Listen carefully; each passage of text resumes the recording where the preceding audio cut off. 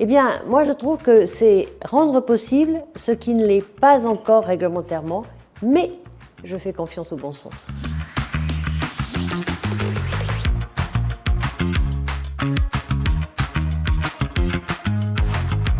Affinité.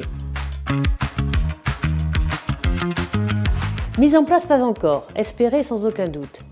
Davantage accepter la densification douce, celle qui permet de densifier un centre-ville, élever un étage sur une échoppe à Bordeaux, faire quelques étages supplémentaires sur un immeuble ancien, accepter des ascenseurs extérieurs qui permettent d'accéder à des logements anciens pour les personnes âgées, paraît-il, par exemple. Eh bien, moi je trouve que c'est rendre possible ce qui ne l'est pas encore réglementairement, mais je fais confiance au bon sens. Oh oui!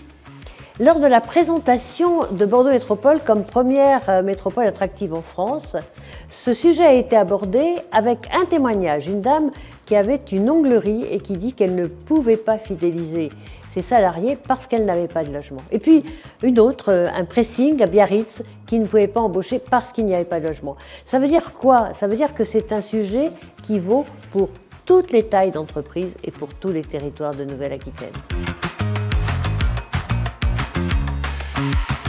Alors, si j'avais une baguette magique, bon, évidemment, je ferais plein de choses, mais peut-être la chose la plus facile, ce serait de demander que le logement social ne soit plus illustré dans des reportages, dans des articles, par des bars et des tours. Ce qui était naturel en 1970 et utile n'existe plus depuis 40 ans maintenant.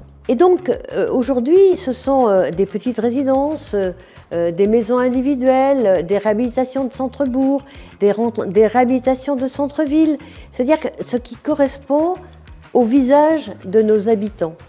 Et c'est cela que j'aimerais montrer, plutôt que revenir sur cette espèce de fantasme collectif que représentent les bars et les tours.